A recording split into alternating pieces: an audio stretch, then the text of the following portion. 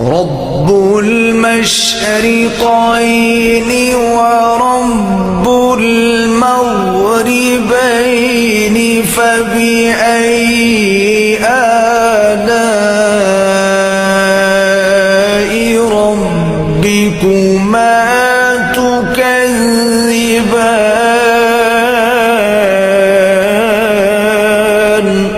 السلام علیکم مائی YouTube family, کیا حال چال ہیں آپ سب کے؟ الحمدللہ ہم لوگ بھی بالکل ٹھیک ہیں۔ اللہ تعالیٰ کا لاکھ لاکھ کرم ہے۔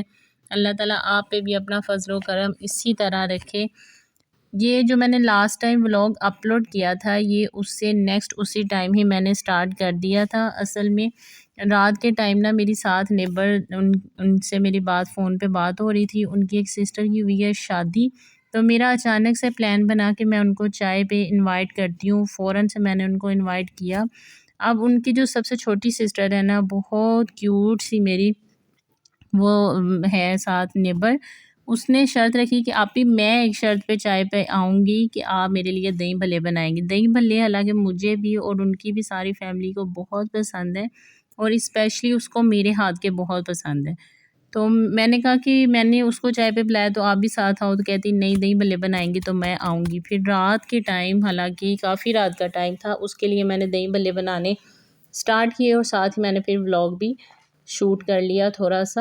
اصل میں کافی دیر ہی ہو گئی تھی کہ کوئی نہ اس طرح کا کوئی گیسٹ گھر میں نہیں آئے تھے۔ گیسٹ تو ایک دن بھی اللہ کا شکر ہے ایسا نہیں گزرتا کہ جب کوئی گھر میں مہمان نہیں آتا۔ اللہ تعالیٰ کا بہت کرم ہے۔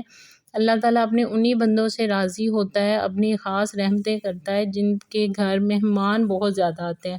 تو شکر اللہ تعالیٰ نے ہمیں اس قابل سمجھا اور اپنی رحمت کے سائے میں رکھا کہ کوئی نہ کوئی مہمان آ جاتا ہے اور ہمیں خدمت کا موقع دیتا ہے۔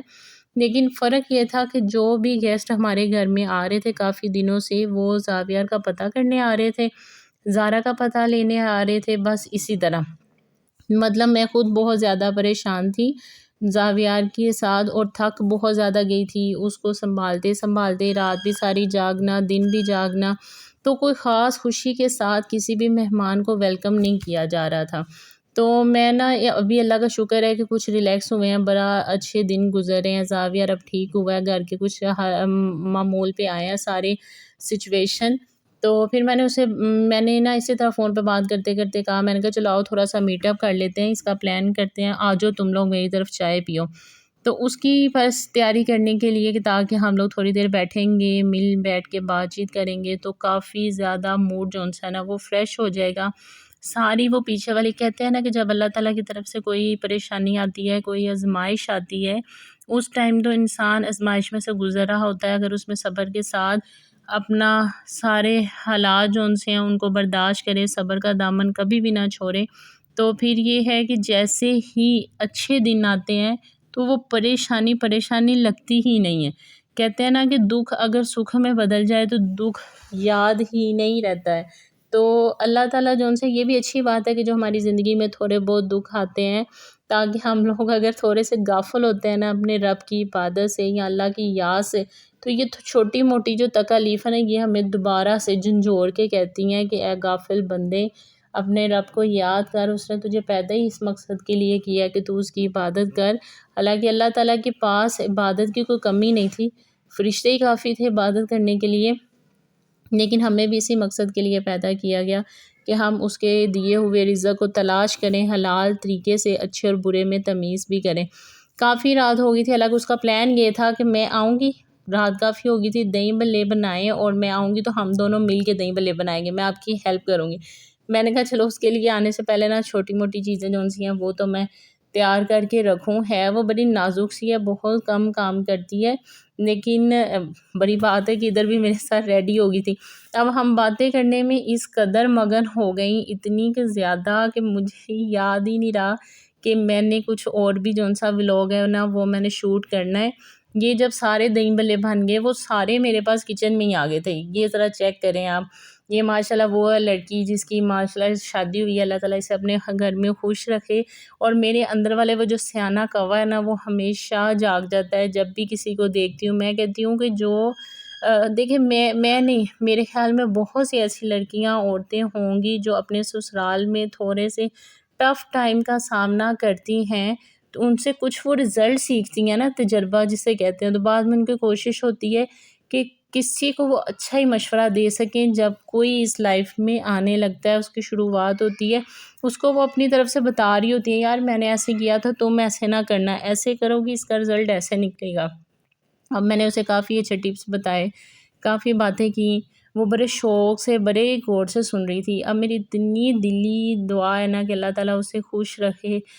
ہر زندگی دیکھیں کوئی بھی زندگی ہے نا، اس میں اتار چڑھاؤ ضرور آتا ہے، صرف یہی ہے کہ صبر اور چہرے پہ ہلکی سی مسکراہٹ. یہ جو ہلکی سی مسکراہٹ ہے نا، ہر ٹینشن کو قتل کر دیتی ہے. صرف یہ ہلکی سی مسکراہٹ اور آپ کا صبر. تو وہ میرے پاس ادھر بیٹھے ہوئے تھے، جب لاسٹ اسٹیج پہنچی نا مکس کرتے ہوئے، تو میں نے کہا میں نے تو کچھ بھی نہیں شوٹ کیا، مجھے تو یاد ہی نہیں رہا میں پوری ریسیپی. بہرحال میں نے بہت سے بلاگس میں ریسیپی جو ان سے وہ شیئر کی ہوئی ہے، اس میں میں نہیں کر سکی. اب زارا اور زاویار اللہ اللہ کر کے ٹھیک ہوئے، لیکن زاویار پھر بھی دہی بھلوں کے اوپر منڈلا رہا تھا کہ کسی طریقے سے یہ دہی بھلے جو ان سے نا وہ میرے منہ میں چلے جائیں. تو اللہ کا شکر ہے کہ میں نے نا اس کو ٹائم پہ ہی منع کر دیا کہ نہ کھاؤ، ایک تو بالکل تھوڑے سے کھائے. اور آج کل دہی جو بازار کا ہے نا، وہ اتنا کوئی کھٹا ملتا ہے نا، وہ بھی کہتا ہے کہ میں نے بچوں کو چھوڑ کے بڑوں کو بھی میں نے ٹھیک نہیں رہنے دینا، ان کو بھی میں نے بیمار کرنا ہے. بہرحال ہم لوگ ادھر کافی دیر ہم لوگ میٹ اپ کیا ہی اسی لیے تھا کہ ہم لوگ کافی باتیں کر سکیں. اور ویسے بھی جب کسی کی نئی نئی شادی ہوتی ہے نا، تو ہر ایک کا ہی دل کرتا ہے کہ اس کے پاس کوئی کمپنی دینے والے ہوں تو وہ ان سے دل بھر کے کھول کے باتیں بیان کر سکے کہ اس کے سسرال والے کیسے ہیں، وہ جن نئے لوگوں میں گئی ہے ان کی عادتیں کیسی ہیں، ان کی عادتیں کیسی ہیں. کیونکہ دونوں فریقین ہی الگ ہوتے ہیں تو دونوں کی عادتیں بھی ڈیفرنٹ ہوتی ہیں. تو اس طرح جب دوستیں مل کر بیٹھیں یا کوئی بہنیں مل کر بیٹھیں تو ان کو ایک دوسرے کو بتانے کا مقصد یہ ہوتا ہے کہ ہر کوئی اپنی رائے کے مطابق اس کو سجیسشن دے رہا ہوتا ہے کہ ہاں ادھر تم ٹھیک ہو لیکن نیکسٹ ٹائم ایسے کرنا، اگر اس کام کو تم اس طرح کرو گی، اپنے گھر کو اس طرح لے کر چلو گی، تمہارے لیے یہ بہتر ہے.